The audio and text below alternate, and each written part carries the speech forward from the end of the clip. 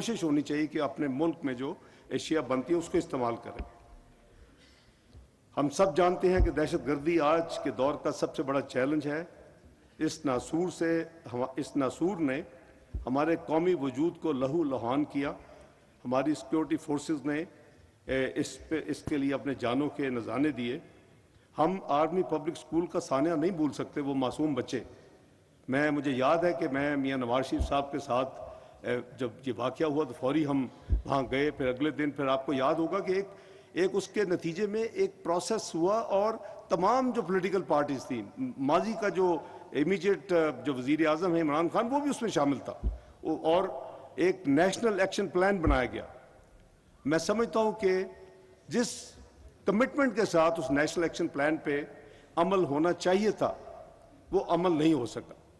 اس کا نتیجہ کیا تھا کہ پاکستان جو بڑی مشکل سے 2013 میں فاٹف کے ورچوئل بلیک سے گرے میں آیا، 2014 میں، پھر 2015 میں وائٹ ہوا، وہ چند سالوں میں اس نیشنل ایکشن پلان پر مکمل عمل درآمد نہ کرنے کی وجہ سے دوبارہ گرے میں چلا گیا۔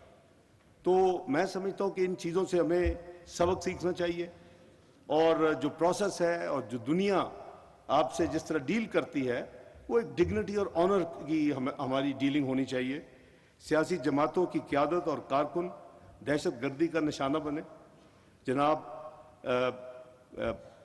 محترم بشیر بلوچ صاحب ہمیں یاد ہیں، اس سے پہلے ہماری بہن محترمہ بے نظیر بھٹو صاحبہ شہید ہوئیں، محترم ہارون بلوچ صاحب شہید ہوئے، اور پھر جناب میاں افتخار کے فرزند انجمن کی ہم نے شہادت آنکھوں سے دیکھی۔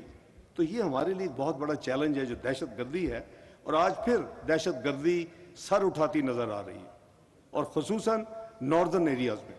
میں سمجھتا ہوں کہ اس کا تدارک ایک وار فوٹنگ کے اوپر ہونا چاہیے۔ جب آرمی سکول کا واقعہ ہو، آپ کو یاد ہوگا، اس زمانے میں ضرب عضب شروع کیا گیا، اور اس کے لیے کسی ملک سے بھیک نہیں مانگی گئی۔ اپنے وسائل پہ مجھے یاد ہے کہ بجٹ پاس ہو چکا تھا، اور بجٹ پاس ہونے کے بعد یہ اس طرح کے جو واقعات ہیں، خصوصاً آرمی پبلک سکول کی جو سانحہ تھا، وہ کسی کے لیے قابل برداشت نہیں تھا۔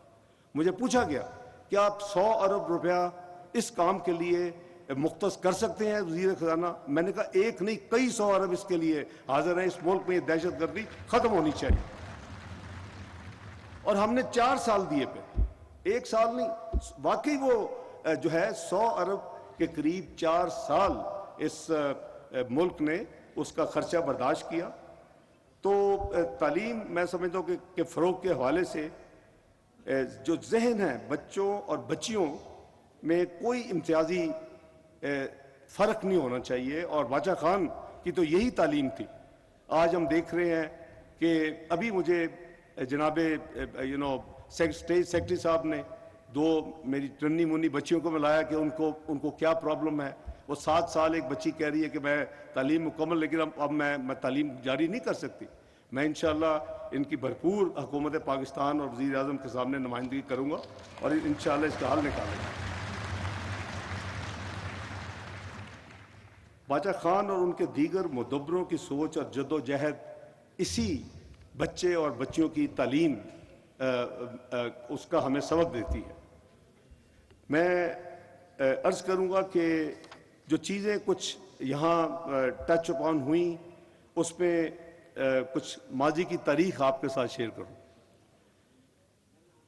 18ویں ترمیم کی بات ہوئی، جناب ایمل ولی خان صاحب نے بھی اور جناب یوسف رضا گیلانی صاحب نے بھی بات کی۔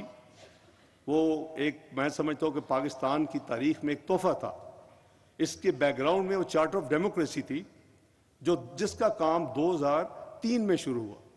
میری محترمہ بے نظیر بھٹو صاحبہ سے دبئی میں ملاقات ہوئی، اور انہوں نے کہا، میں آپ کو فرینکلی بتا دیتا ہوں کہ ڈار صاحب، اگر کل کو میری حکومت پھر آئے، مجھے کیا شیورٹی ہے کہ مجھے بیک سٹیپ نہیں کیا جائے؟ میں نے محترم کو عرض کیا کہ یہ it goes and applies both ways. تو اپنا جناب محترمہ آپ بتائیں کیا کریں؟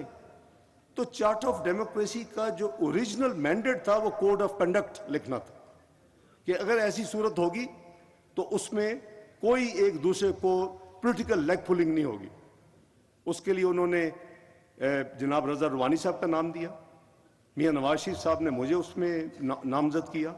لیکن وہ چارٹ آف ڈیموکریسی جو 2006 میں جناب وزیر اعظم یوسف رضا گیلانی کو یاد ہوگا, جو لنڈن میں سائن ہوا, وہ بہت ایکسپینڈ ہو گیا آہستہ آہستہ, بلکہ اس میں آحسن اقبال صاحب اور صفدر عباسی صاحب کو ایڈ کیا گیا کام کی وجہ سے. ہم 4 لوگ تھے جنہوں نے وہ چارٹ آف ڈیموکریسی ڈرافٹ کیا, اور جو مئی 2006 میں جس پہ دستخط ہوئے. اس حوالے سے میں یہ عرض کروں گا کہ اس میں کانسٹیٹیوشنل کورٹ کی جناب احمد ولی خان صاحب نے بات, اس میں لکھا ہوا ہے کانسٹیٹیوشنل کورٹ.